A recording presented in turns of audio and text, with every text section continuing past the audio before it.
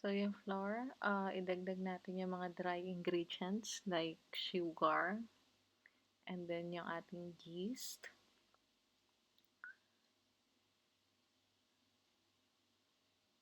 Ang ating yeast ay instant dry yeast, so hindi na kailangan i-activate. And then we can put the milk, powdered milk. And then mix maigi para makalat yung mga ingredients. Okay. Then we can add the sugar kasi wag yung itatabi or ilagay kasunod ng yeast, yung sugar kasi, yung yeast tsaka yung salt kasi magkaaway sila. So yan, mix thoroughly. Then lagay natin yung egg.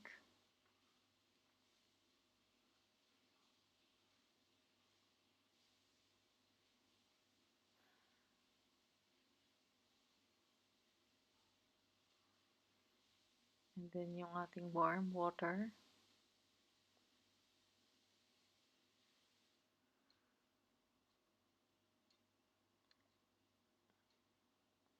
And then yung ating vanilla essence.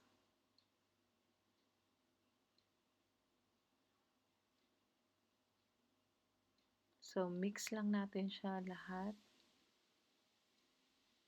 hanggang ma-distribute yung liquid sa ating flour. So, it will take a little time para ma-mix, lalo pag ganyang sticky siya. So, normal lang po yun.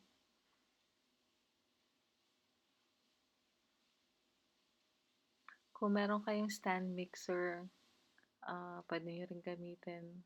Pero this time, gumamit po ako ng manual para in case na wala kayong stand mixer. This is how you do it. Then, you can put the butter. Yung butter natin, actually, unsalted yung pine-prefer nila, but I don't have unsalted. So, gamit ko yung salted butter, which I prefer than unsalted.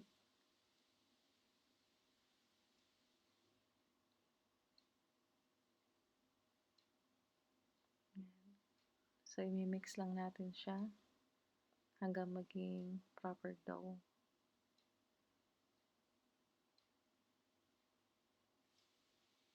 So, kailangan natin ng pasensya talaga kasi it takes time.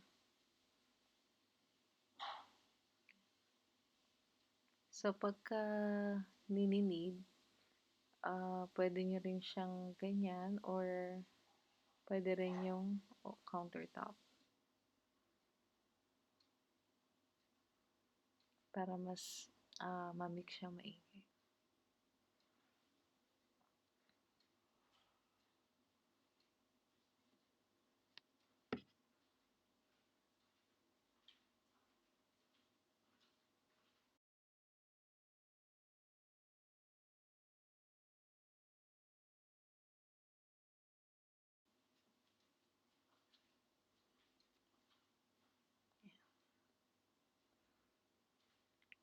So, ininid natin yung dough ng around mga 12 minutes to 15 minutes. Depende hanggat makuha niyo yung consistency na kailangan ng ating pandesal. So, pag medyo sticky siya, you can add some flour.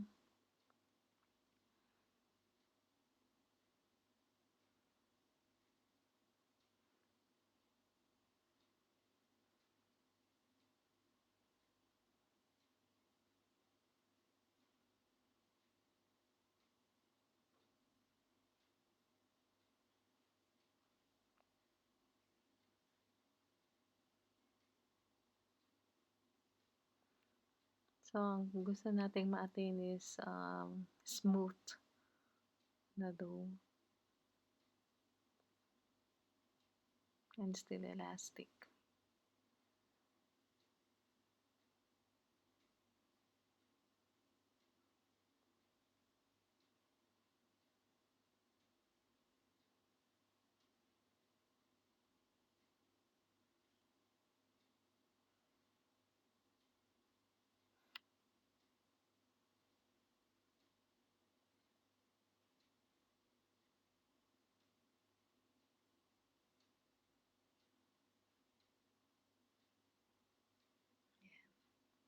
So, smooth na siya. Hindi na siya rough.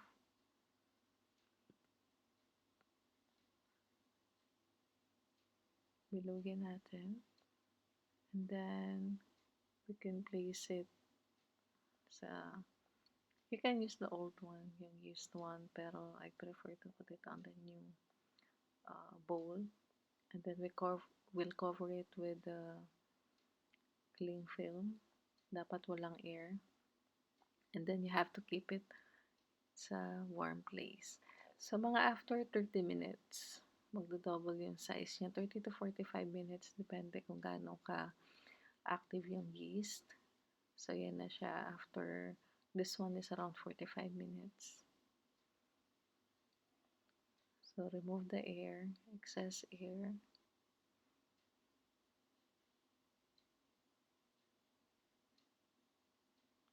Put some flour para hindi pa rin dumikit ang ating dough.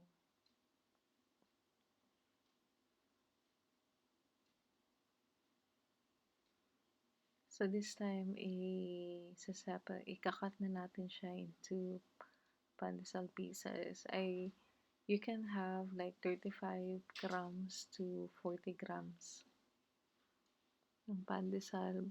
Pero kung gusto niyo medyo malaki, mga 50 grams. Pwede rin.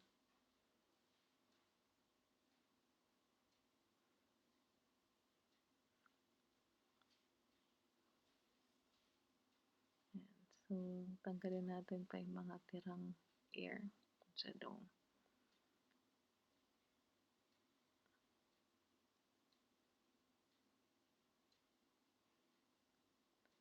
So, sa part na to, I decided to cut it into half.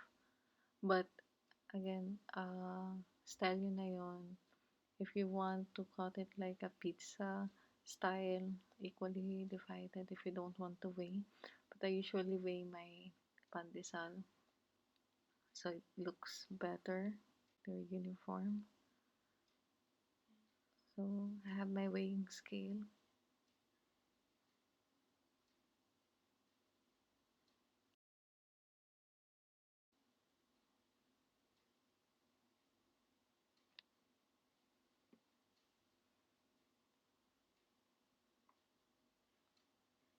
So you can cut into different shapes. There is no problem naman kasi bibilugin ko siya. I still prefer yung binibilog kasi mas maalasa siya, mas makapal than yung baton style na pagka-baton, ikakat lang siya for some reason. But if it works for you, okay din po yun.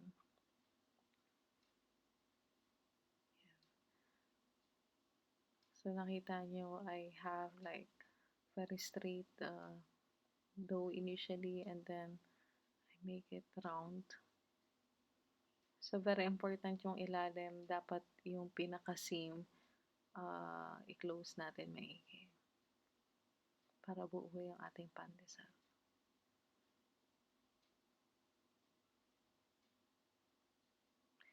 So, I'll have one example when you want to put some fillings like cheese. Yan. So, usually, ifa-flatten nyo lang yung dough. Tapos, yan, flat lang natin. Then, insert yung fillings ninyo. You can put like, yan, cheese or ube halaya or anything. Then, close the seam. Very important. And roll it. Yan. So, let's continue for the rest of the dough.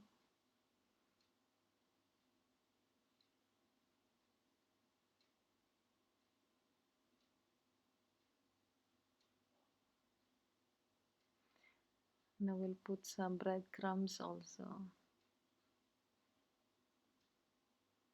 So, usually sa pan, hindi ko na siya nilalagyan ng oil kasi meron naman breadcrumbs. And napansin ko kapag inesprayan ko siya ng oil dun sa pinaka-baking pan ko, medyo basa siya after baking. Although, mas maganda siguro hindi siya mag-i-stick pero hindi ko type. Pero ayun, depende na po sa inyo kung gusto niyo siyang oilan or lagyan ng butter.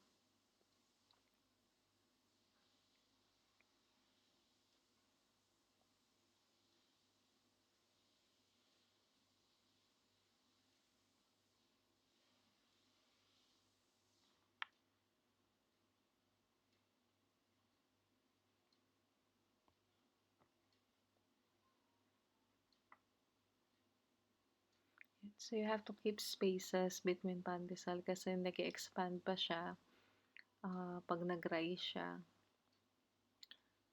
So ito yung second rising natin. This time, it will take around 2 hours. 1 to 2 hours, 1.5.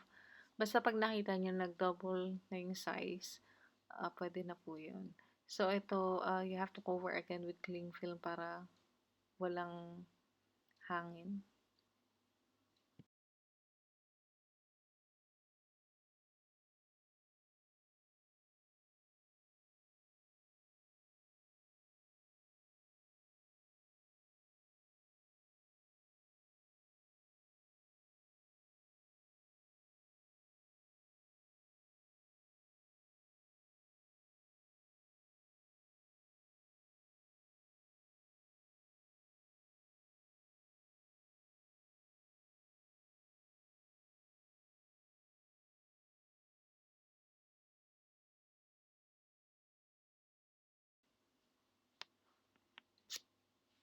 So usually nilalagay ko siya sa loob ng oven.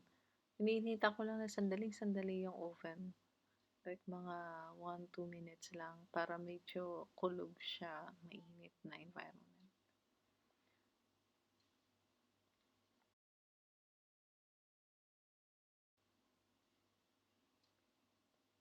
So ayan siya, ready for rising. Lagay sa loob ng oven. And wait.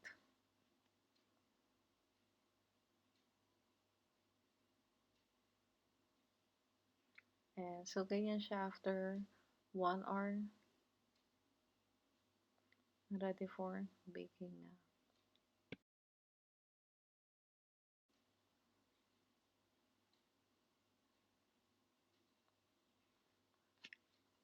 Ayan. So, ayan po ang ating pandesal after 18 minutes.